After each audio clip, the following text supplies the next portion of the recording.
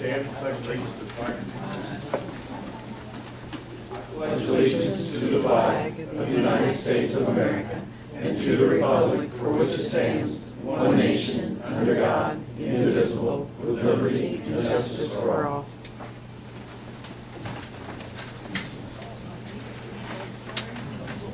Today is Thursday, January 29th, 2015. The time is 6 p.m. The special meeting of Greensburg City Council is called to order. This time, please silence the electronic devices. Roll call, please. Richard. Blake. Here. Glenn. Here. Terry. Here. Daryl. Here. Jamie. Here. One thing on the item on the agenda tonight is new business 2015 funding request. First up would be Tom Hunter. Thank you, Mayor, council members. Our request is, what it has been for the last few years, is $5,000 towards the school resource officer, Bruce Koppel. Bruce works closely with the Greensburg Police Department and juvenile matters that affect our school-age kids here in Greensburg. They get the benefit for both of us. It helps with us coordinating, I think, cases that might involve both entities, and also keeps officers that would be involved in those juvenile cases available for other cases here in town to work on. So it's been a great benefit for us. We have a great relationship with the Greensburg Police Department and the Sheriff's Department and our juvenile probation judges. We all work together very well. Bruce is an integral part of that. Questions, council? Comments?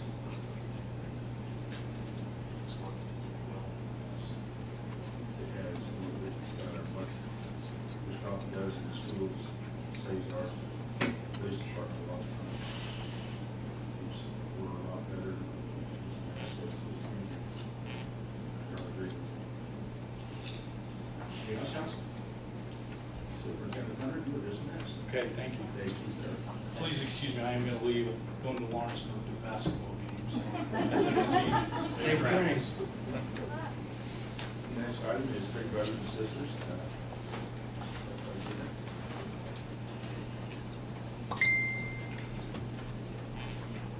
First, I'd like to thank all of you for your past support. Big Brothers and Big Sisters is a youth mentoring organization. We match adults with children in our programs. We have adults, couples, high school students, and college students all. We serve the youth only here in Decatur County. We have programs in all of our schools, Greensburg, North, South, and St. Mary's. Our programs are both in the school system. They're considered school-based, as well as a community-based program, and all our youth meet one-on-one with a mentor. Last year, we matched more children in the past than we ever have before in Greensburg and North Decatur. There was a total of 766 youth in all our programs. Next year, we're projecting 800 plus on our program to participate. With all these youth come many issues with family and school, and our mentors are desperately needed because they work and give support to the kids and the encouragement that they need.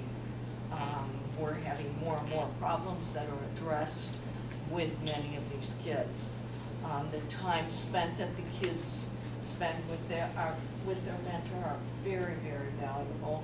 Our mentors discuss major issues, and these issues are those that we as a community are dealing with daily in our youth.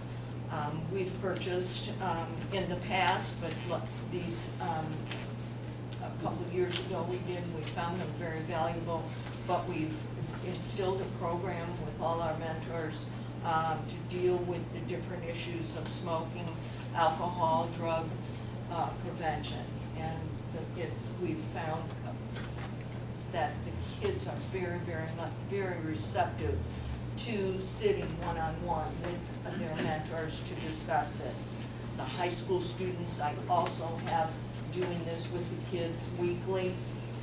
And not only are the high school students, instilling in the kids and showing them, you know, the prevention of these different things, but it's making them think as well, giving them second thoughts. And the main purpose and the main focus that I have with it and tell them is, tell these kids to make the right choices. And this is definitely helping. We also have many activities that we have with the kids.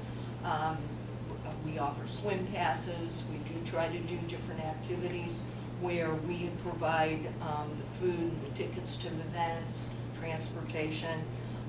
We also provide games and crafts during the different times that the mentors get together, and this is what funds are used for that.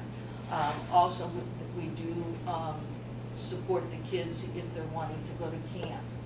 We do, the kids like to go to Spec for Law camp, their church camps, different specialty music, art camps, and things that they attend. Our major scholarships that we give are for college. We do offer college scholarships to one or two of our children. We do, since we do, you know, really encourage education and getting your degree.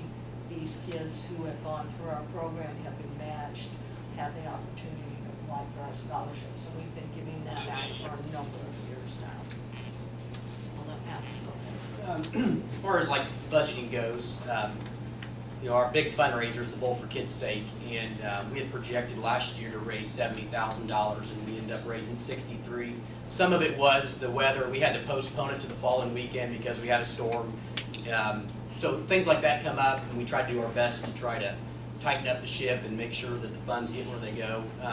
The big question we've had in the past is, what are we doing to be more self-sufficient and rely less on outside funding? We changed our makeup on our summer fundraiser, which was fairly new. It was a 5K race.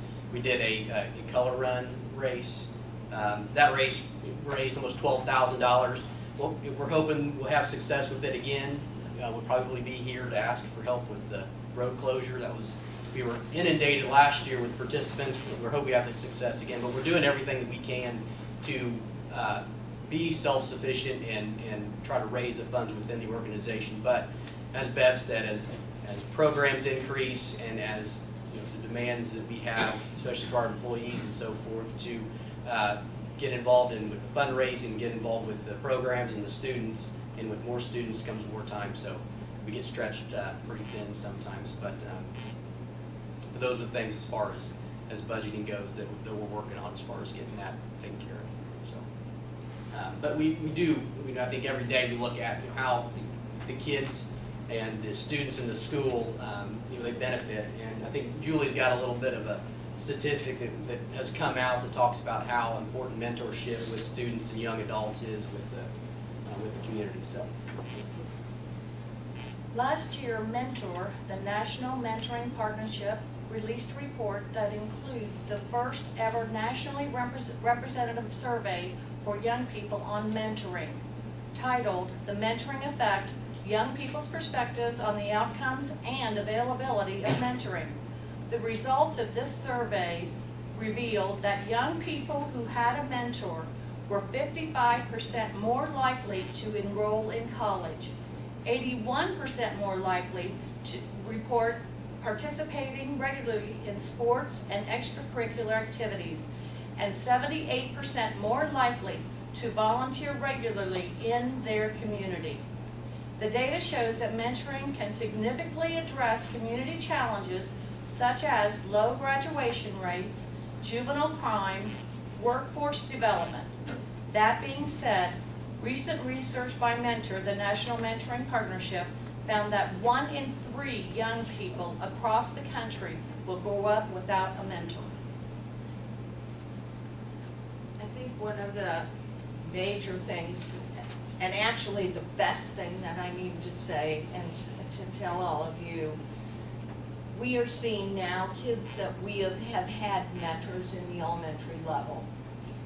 These kids, and I've been there long enough now, but these kids are the ones that are coming back and wanting to be mentors. I have a number of Greensburg and North Decatur kids that they're signing up, and they'll come up, they'll say, do you remember me? But this is what, they're giving back to the community, and this is what we as a community need. We need your support, and if you have any questions. Yeah, just a couple questions.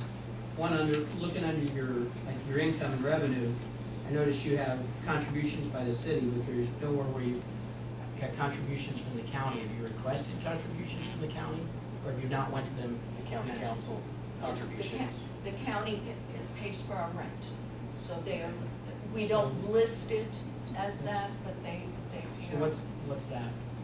It's $400 a month.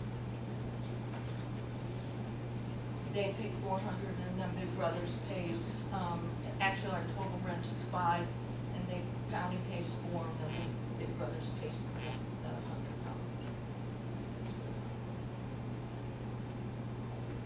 Just interested, I know Bowl for Kids is your big fundraiser. Have you seen an increase, a decline over the years, just over the past 2 or 3 years? This year, we're projecting lower. I see that. Yeah, and that trend's been a little bit consistent the last few years.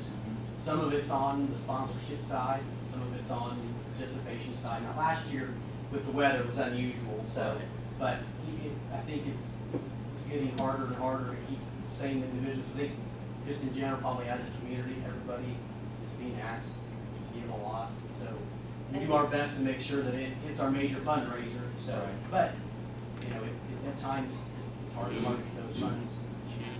This year, we have already had quite a few of the sponsors say they just can't do it, this year.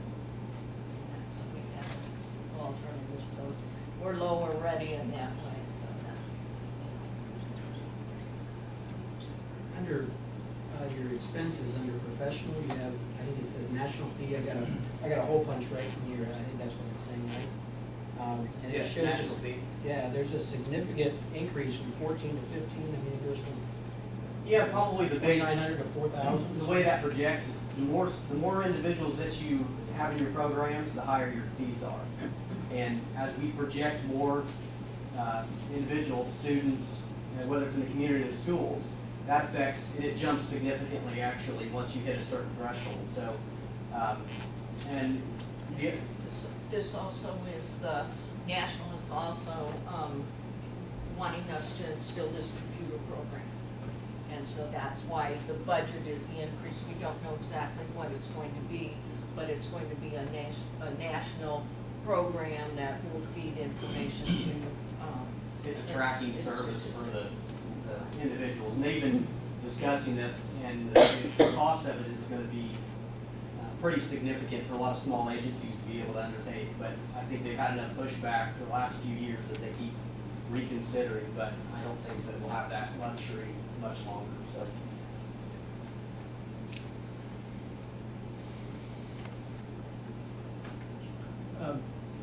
Following up on that, I don't want to get into the detail too deeply, but what is it that you benefit? How is it that the national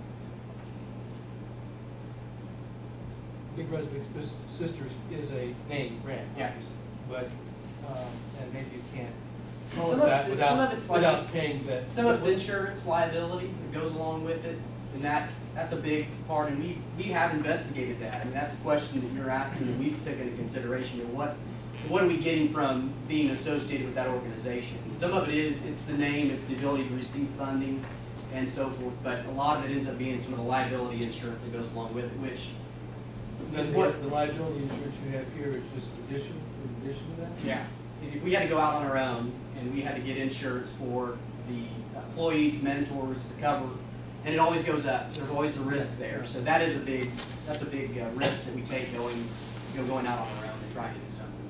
So we've looked into, even consolidating, the option if agencies consolidate, but then what we find out is that most of them have a hard time gathering funding because if we're associated with another county or another region, a lot of local businesses, they don't want their money to stay local, and I would absolutely agree. If I was gonna donate, I want my dollars spent here. So that's the downfall to even trying to get groups together to try to help out with that cost, so. The majority, obviously, of the cost is the personnel, or related personnel, such things. Just refresh my memory, because it's been a while, but I haven't, I'm not familiar. How many people, what are their responsibilities? 2 full-time, that's the executive director. Katie is full-time, and she handles all the programs and everything else that goes along with it. Lisa is part-time. Her actual job is primarily is the cases. She has to meet with the adults and meet with the families and do the follow-ups and do the interviews, close the cases at times. And Bev would tell you, there's a lot of children waiting. The adults come and go, finding there's good quality individuals out there, but there's a lot of time spent matching. I know. Yeah. And do you do any of that, Bev, at all? Yes. And so there's actually 3 people that do that, or you do that and Lisa? I have all the administrative and the, fund development, all of that, and I'm also at schools 3 days a week. So And the program fees you're talking about for camps and so forth, that's in that program child/program cost, is that what that is? Program fees on the budget, what all that. Well, you said, talked about providing opportunities for camps. Right, those are things that we do for the kids. And that's in that figure. These type of anything that has to do with the kids, these types of things. We've had a grant for that at one point in time. Yeah. But that helped. That's really what kickstarted it, and we got feedback, and they said, these are wonderful things that they aren't getting the one-on-one time with. Yeah. Yeah. Obviously, you guys, worthwhile. Just a question on the grants with PayPal, is that not gonna come through this year? Well, it really, that's more of an accounting thing. The PayPal is how we get funds electronically for the signups for the race. And Angie that takes care of all that, she said that money has to stay separate, so when we get our audit, it all stays separate. But the PayPal it's really just entry fees and donations that are sent to us electronically, so. So that number is actually included in your 12,000 above, is that what? Yeah, That's why you're not, budget-wise, you have to keep it separate. The PayPal money is entry fees and sponsorships, but it has to be kept separate for accounting purposes. Right. Randy? but the amount of money that you have access to, right? Yes, You utilize it. yes. Yes. And so that number that you would expect to get from PayPal, is that part of that $12,000 for the 5K? Yeah, some of it is, yes. But last year you had 11.8 plus the 4. Yeah. Yeah, on that. It's the 4-1, yeah. So, the question is, looking forward, if we're going into this year, do you expect that to carry over and fill that budget need? It's not being filled right now. We go, And then, as far as the other, that's a $2,800 difference, I'm trying to dig into, do you? Sure. What's the other, is that just outside funding? I think we'll get some donations from individuals at times that don't want to be named anonymously.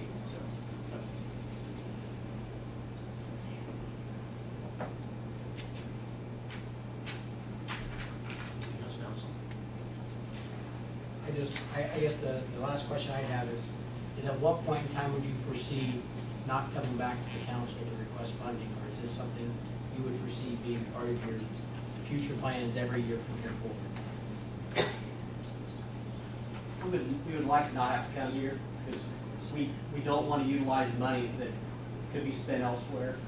We want to be as efficient and as resourceful as we can. So that's a hard prediction. If our numbers continue to grow as far as the students and community needs grow, we've got our employees stretched pretty thin, and so we ask more of them. So at times, I gonna need funding, but I couldn't tell you from year to year on what we'll need or how, you know, how, we'd like to not have to put you in the budget, but there's times where I don't think we're gonna be able to continue to provide the programs, we don't have the funding available, so.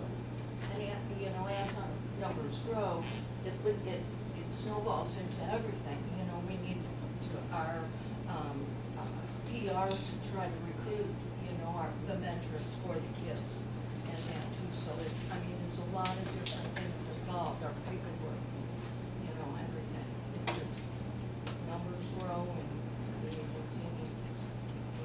I hear what you're saying, but I mean, I just, my opinion, we're not talking about what we're spending or not, but we've got to get out of the business of being your funds for non-for-profit organizations. And so what I'm hearing though is we're probably gonna be on your request every year. Well, we did our best last year with the 5K to try to do everything we could and work as hard as we could to grow that, and it happened, and we did. So, You got a so we're working surplus on it, we're doing our best. You got a surplus of over $8,000 from last year, right? So where does that budget into 15? I don't see Surplus. that. Well, down at the bottom, when you've got, basically it's income, like your total revenue was greater than your total expenses, correct? Yes. By about a little over $8,000. So that doesn't factor into the 2015 budget anymore, correct? I don't see that in there anywhere. So you're already $8,000 ahead. But I think part of it, I think, is budget work, and some of it is we're projecting to not maybe raise as much funding, so. Well, it's 2014 actuals, so you actually made 8,000 some plus, He's asking about. because that says 2014 actuals, so you are already over $8,000 ahead. 2015 is a budget, Correct. but that 8,000 is not factored into that budget anymore. So you're already that ahead. He's asking about why our actual budget was $8,000 ahead than what our budget is 15. But it's not factored in the budget in 15 is what I'm saying. I think mainly is we're anticipating our fundraising to go down so much this year. You know, I hate to say it, I see it already, and you know, just from the sponsorships, we just don't have that. And that's where we, you know, when we budgeted, you know, it was, yes, we'd like to put the 70 in like we had before, but it's not gonna happen.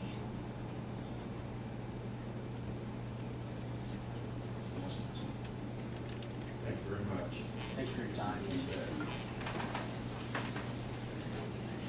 Next item, Red and Black.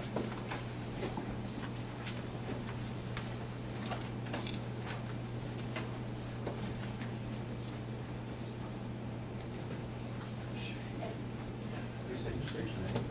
Good evening, my name is Nathan Harder. I'm here in my individual and private citizen capacity today, and also as a member of the Board of Directors of Greensburg Bread of Life. With me today I have our President, Karen Higginbotham, and our Executive Director, Melissa Foist. Between the three of us, I imagine we'll answer just about everything we can for you. In the last couple of years, agencies like ours have been paying special attention to our funding agencies and crucial community stakeholders who have been asking us a very difficult question, and one that Councilor Kane was just asking of another agency. At what point do we draw the line between helping people and enabling them is essentially the essence of the question. And what measures are we taking to ensure that we are not continually coming back to the City Council and other governmental agencies in order to meet our financial needs and continue to provide our vital community services. Toward the end of addressing that question, the Bread of Life has undergone a very serious, proactive review of our purpose, our structure, our best practices, in order that we can begin to answer those questions for our public servants who are making these funding decisions.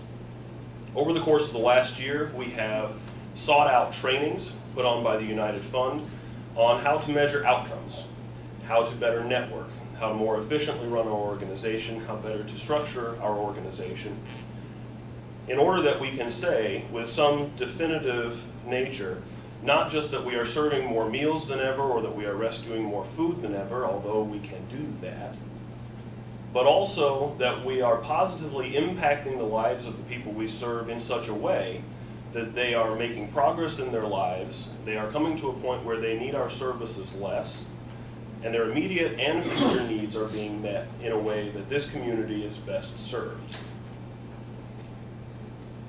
We've engaged in retreats as a board. We have restructured our bylaws. We have restructured our committee structure. We have proactively sought out means of recruiting volunteers and putting on fundraisers. We raised over $10,000 in fundraisers last year, as well as our normal contributions and donations. We have a spot running at the movie theaters, promoting our volunteerism. We've reworded the way we ask churches for contributions, saying here's what we need in terms of food, but we also need help. And we frankly at this point need help as much or more than we need the food itself, as well as money, of course. We have drastically reimagined who we are and what our role is in serving the public here in Greensburg and more broadly speaking in Decatur County. As part of this restructuring and reimagining of who we are, we've come to conceptualize ourselves as a front door of sorts. We have a vast number of patrons who have become comfortable coming to us and laying themselves vulnerable and bare to us to say that they cannot provide for themselves and their families. And we have seen that their needs extend beyond that of a simple meal. That's their immediate need, and we can meet that. But we also see that they need transportation. They need, some of them, reproductive health services. They need all sorts of services that we personally cannot provide. This is part of our review. We said, what can we provide? And what we discovered was there are many other services providing many of these needs. And so we resolved to become the front door for our patrons to other agencies, while at the same time reaching out to agencies to say, come use our front door to meet the patrons who most desperately need your services. And so we have begun, as part of this front door metaphor for ourselves, a program we're calling Come Sit With Us. We've already begun, and we will continue to carry on this program, asking Catch a Ride to come sit with us and our patrons and discuss what they do and how they work. And I believe we have one scheduled and upcoming from the Pregnancy Crisis Center. They'll be coming to join us. And all the agencies here and everybody else in the community, we hope you hear us and you hear our invitation. Reach out to us. We would love to have you come sit with us and our patrons so that you can meet their needs and so that we can make sure that our people who are coming through our doors know that they have a safe place to turn to make use of these other resources and get what they need so that they're not coming to us time after time after time. And what we've resolved to do and what we've received training to do from the United Fund is to begin measuring those outcomes, not outputs, not how many meals, but how many people sign up for a referral with work done, how many actually complete a training program, how many get a job, and then what impact does that have on their lives in such a way that you can see that benefit beyond just what we're serving, but what impact we're actually having. Because I think that is what's crucial to your decision making. How can you know that what we're doing is worth the financial investment you're making and that long term we're helping these people get to a better place, not just for a meal, but for their lifetimes. So in short, on that front, we believe we are increasing efficiency, self-sufficiency, and we're doing it in a way that is not redundant to other services in this community. At the same time, we have seen an increased need. We are now at a point where we are serving 1,000 meals a week. We just set a record on Wednesday with 428 meals served. I believe last year when we approached you, it was something like 360-ish meals was the record at that point. We have seen an increased need. Obviously, we don't want to see that trend line. We want to be available, we want people to know that we're there, but we're hoping that this new trend will help us track how to best help people so that that number can be reduced long term. In the meantime, we don't have that good fortune. We are serving 1,000 meals a week. We are now an agency that serves gleaners, which means we are rescuing huge quantities of food that would otherwise be going to the trash.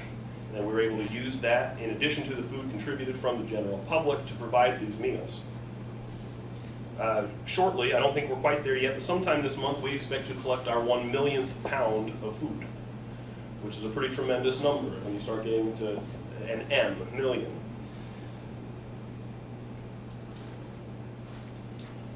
The need is almost certainly there. If you look at the number of people that we served last year versus the number of people that we served this year, in terms of raw number of people they came through for multiple meals. Last year in 2013, the number that we reported to you was 522 people that we served. This year, in 2014, the number of people that we served was 1,942, or a roughly 400%, not quite, almost 400% increase. It was 1,400 last year and 1,900. Oh, and it's a difference of 522. I apologize, I misread my statistics. But that was a huge- It's a 25, not 400% increase. I would hate to mislead the council. Thank you, Melissa. Everybody in the media get that? Melissa got me? Okay. Thank you. The end result is that we are here for salaries. And the reason for that is that we have 5 people. They have defined roles. We are constantly reevaluating what those roles should be. But the work has increased. Our volunteer base has dropped. We have people who have been committed for a long time but are getting older and unable to join us. And despite our best efforts, we have had a decrease in volunteerism. Thus the efforts that I've described in trying to bolster the number of volunteers out there. In the meantime, the work still has to be done. And people that we've hired to do administrative work, including, I might add, a specific job assignment to pursue grants, aren't able to do that side of the work because we need them in the kitchen. The number of people, the number of meals to be served has gone up, the number of volunteers has gone down, and we've had to put resources into paying for the meals first. So we are asking for resources to be dedicated, that we can have to dedicate into properly allocating the workload in order to meet this increased demand. Now, of course, you want to know about the impact that this has on the city of Greensburg. I grew up in a family where a mealtime was something sacred. It was the place where my dad could check on me and see how things were going, or if he thought something was wrong, he could ask me what it was.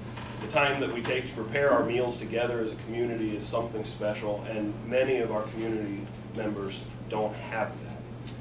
This is something we want to provide. It is something that we are desperate to provide in the short term, but also we are dedicated, we hear you, we are dedicated to helping these people get to a point where they can fix their meals, where they have the resources where they need, where they are providing for themselves and for their own families. That's the best outcome we're all looking for. On top of that, every community knows that a desperate population, a population that doesn't have what they need to eat, that doesn't have the resources to pay bills, is not the sort of community we want to live in. We're helping meet a short-term need so that people have the food in their bellies, they don't turn to crime. This is an immediate need that we can address. We are moving forward toward meeting long-term needs. We will continue to seek input from our community stakeholders, including you, who provide this source of revenue for us. We want that feedback, we want guidance, but we are moving in a direction to answer those questions and to be held accountable. The same way you would hold any other agency accountable. We're ready to answer those. We are moving towards having better answers for you, and we appreciate your time. So, any questions? I just, on your 2014 budget and then 2015 projected, just like I asked my brother and my sister, there's no money on there projected from the county, no request from the county. Yeah. You're not planning on asking the county? No, I don't exactly know what the structure is for this cycle in particular, but as part of this reimagining, we have reached out to other stakeholders. St. Paul area, for example, has some meal provisions at the senior center, for example. If we're going to begin expanding services like delivery out in the county, that makes more sense. Traditionally, it has been a Greensburg-based ministry. That doesn't mean that we're limited to that. We certainly get people who are taking advantage of our services from out in the county. We haven't yet gotten to a point where we're asking for that, but it's certainly something we're looking to do. I might add, one of the engineers on our board, and by the way, I've had almost everybody here from the board, but one of the engineers on our board wanted me to point out to you that at 1 million pounds of food rescued, divided by over the last 10 years, let's just say it's 10 years, it's actually longer than that, but that's roughly 100,000 pounds a year. roughly 10,000 pounds per trash truck of garbage. Means that by this food not going into the garbage, we've saved the city roughly 10 trash trucks runs out to the dump. So it hit you in the pocketbook as well. We wanted to make sure we pointed that out. Sorry, I didn't mean to interject. I know more questions. We'll answer whatever else you have. I have something. Yes, sir. In the statistics here, on Mondays you're averaging about 382 meals, and on Thursdays about 170. You said it's up near 1,000 a week now? I'll let Melissa answer that, Mayor. On Thursdays, it's more than that, it's about 225, and then Wednesdays, it can be a little bit heavier, it can go up to 400 or a little bit more. It also depends on where we're at in the month, and where people are with their assistants, but towards the end, we get slammed at the end of the month when people's money ran out, and this past week has been, a record week. Have you ever thought about asking for free will offers? We do have a jar. We keep a jar there and we collect, little bits. It's always filled with change, and it always just amazes me how when they drop something in the jar, they make sure I'm watching them. Yeah. You need to wash a jar all the time. Yeah. And this past year, it's been a great year this past year of just requesting our needs. On our big board, we have what we're having today and our scripture, and it's what can you do? And we have our needs up there, and we've had a lot more volunteer this year. Yeah. We've got a community service man right now who, I'm so sad that his hours are almost up, has just been a huge blessing. And he has cleaned more than what the staff has ever cleaned. I mean, he is just so grateful of what we've done for him that he totally gives back.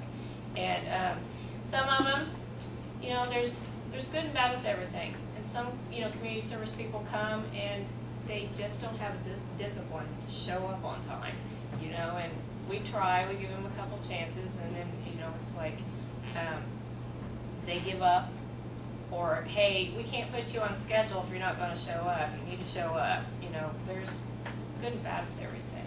But we've had some good community service people over the past few months, we have. Questions, council? Looking at 2014, you budgeted for contribution, 80,000 through November, I guess. Beginning of November, through November, beginning of November. Roughly 47. It's a huge deficit, a huge gap. And you've been able to manage, despite that, to then you were operating with a deficit of around $8,000. So how did the year turn out? In 2015, and how did you manage the? Well, last year, in I mean, you managed in part. You got a grant here, $25,000 paid a part of that. How much you budgeted? towards the end of the year, the donations really go up when everybody is giving towards the end of the year. So, and we have some pretty lean times through the summer, and, we have a fundraiser in March, and then there's a blackout period from United Fund when we cannot raise any money. We have a lean time, and I'm always the one that's, stressing. And my administrative assistant is always saying, no, just wait, gotta provide, and then it comes in towards the end of the year. That's how we get by. So you It's ended up the close. year, I think we ended up, overall for the year in the whole, like 4,000 something. and you cover that by how? Well, we have savings. It's not very big, but that's for emergency, $43.71.14.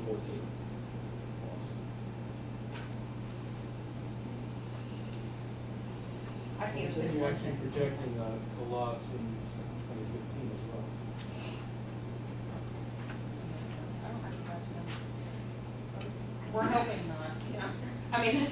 as everybody can say, we're hoping not, but reality, probably.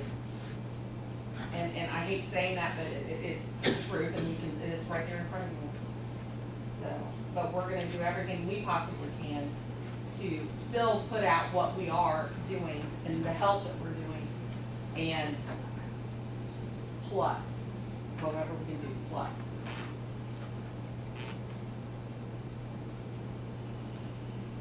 My wife's not here, I volunteer to help. We would love to have, I wanna get that, Do that. So there goes back to all. I'll give a call to Sharon. We, yeah, we do have a new program, also for volunteers. It's called, 2 hours a month. We ask for 2 hours. You can do that any way you possibly want. You can come in and during the lunch hour, give us 45 minutes and cut up some potatoes for us. Come in, you know, one day for 2 hours. But I look at it as, if you go, like the women can go and they get their hair done, they get their nails done. You and your significant other can go to a movie. If you give up that one movie and give it back towards what we do and to help out, I mean, what a difference that'll make. And the more volunteers that we have is the less stress on our ones that are paid. And that's the biggest thing that we look at, because I can't say enough of how much Melissa puts in 12-hour days. Does she have to? No, we don't hold her to that. Does she want to? Some days, maybe not, but she does. And that's the same thing with the rest of them that are paid. They want to be there so they can be able to provide. And there's those days when unfortunately we don't have the volunteers that come in. So they're the ones, instead of Melissa doing the administrative, or our administrative assistant is not doing, you know, what she needs to be doing, they're in there cutting up the potatoes and baking the breads and doing, you know, everything that we possibly can so that we're ready for that 400 to come through the door. Do you encourage your patrons to volunteer? Absolutely. And in fact, we do have stories, and Melissa can tell you, of ones that have come in, you know, and maybe came just off the street or something, but came in and have received a meal and they see the need that we have on the board. What can you do today? And it has a list. Help us with just washing dishes or cleaning something, or whatever. And they'll say, hey, I can't pay you, but I'll clean that for you, or I'll take care of that for you. So we do have those, that does happen. Yes, we do have the ones that come in, eat, leave, or come in, get their meals and leave, but we do have those ones that do help. And it's right there. We don't try to pose ourselves on top, you know, when they come in and pounce on them when they come through, hey, you wanna help us? But we give them the option. And we do get those people. Because of the United Fund and what they request of us on the outcomes and such, we've, you know, been looking at things different. And it's a different average each month on how many people that we're helping. But a good average is to say about 44% of the people need us all the time that we're open, Monday, Wednesday, Thursday. And about 56% of the people need us maybe once a month, or, you know, 3 or 4 times a month. But it made us look at, people aren't necessarily taking advantage all the time. They're just coming in when they're having lean times during the month, and not necessarily, you know, abusing it. If I could, I'd like to finish now. I won't have any more remarks unless you have specific questions for me. This council is charged with providing for the common good of this community and being a good steward of public tax dollars, and there are other funds where the money comes from other sources. And I understand that that's not an easy job. We know that you pay for roads because it's necessary that we have that infrastructure to build our entrepreneurial system, connect our markets, our goods, our providers, one to another. We know that you invest money in law enforcement in order to keep us safe, and firemen and fire prevention, in order to protect our buildings from burning down. I would submit to the council that as good public servants, this at the local level is the best place, and in my personal opinion, is the best place for monies to be spent in a way that is invested in another crucial need in a community, which is feeding our community. And we would submit, hopefully, as we progress in a way that is suitable to you, to meet the long-term needs of our people so that they are self-sufficient, they are prosperous, they are purposeful. And that is why we would ask you to spend this money in the same way and with the same regard that you would give to other infrastructure.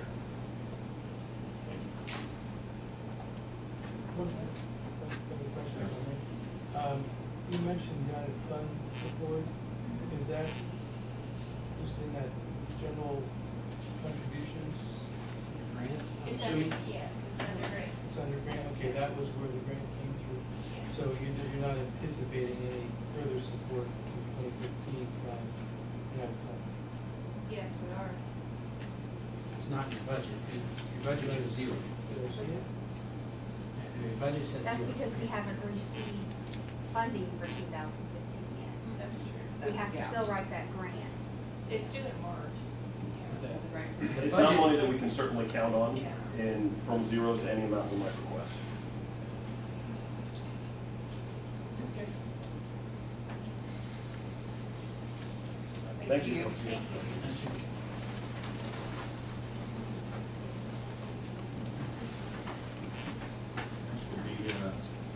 Landwehr. That's right.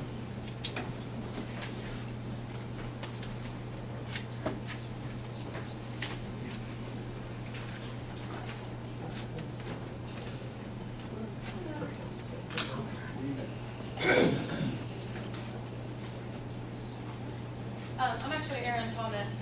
Dawn Landwehr is our executive assistant. She did our communication. I am the newly appointed assistant executive director at Lifetime Resources. But over the past year, I have been the Karazia director. And this is Dave Burris, and he is currently training, and we're kind of transitioning. So I thought I'd bring him along tonight to kind of learn the ropes.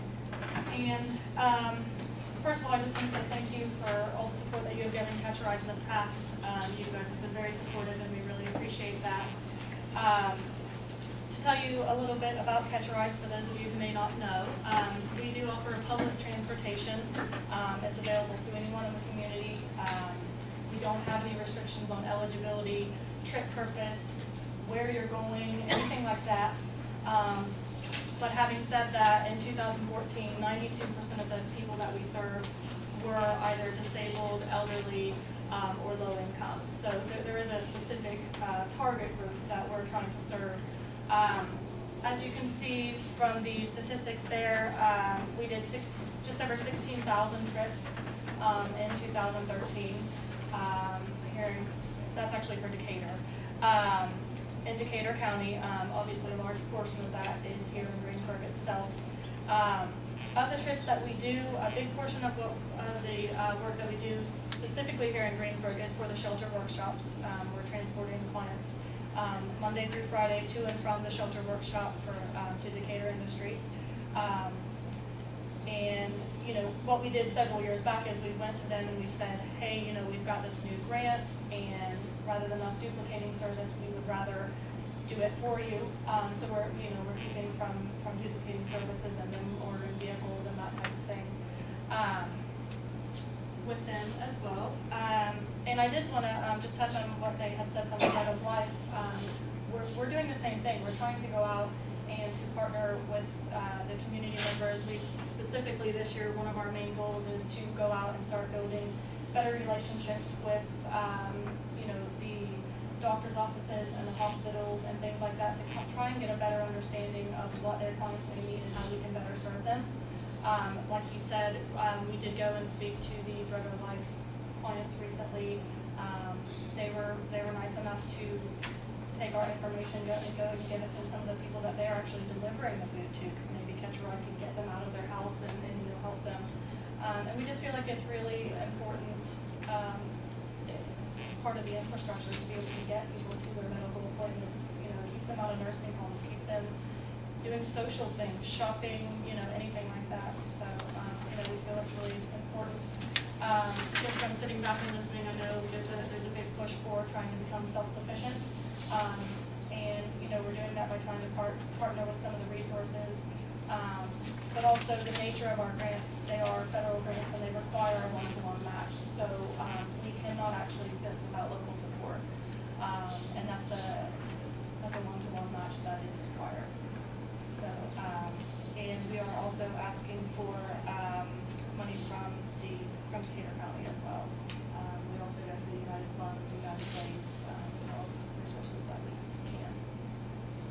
On this budget, how many areas do you operate? We operate in 6 counties. So Lifetime Resources as an organization is the area agency on aging for 5 counties outside of Decatur.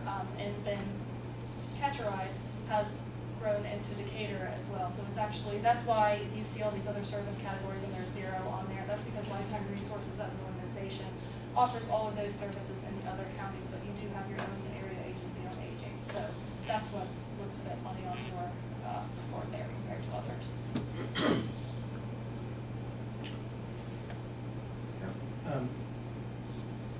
Again, you probably told me this over the years, when once I didn't retain it. The budget here you have, that's for the 5 counties, or is that only for Decatur County? That's for Decatur County alone. Okay. And then the other cities and towns, is the 8,000 is only Decatur County entities, the Yes. county and Yes. and so forth. And so there's still a deficit of 8,000.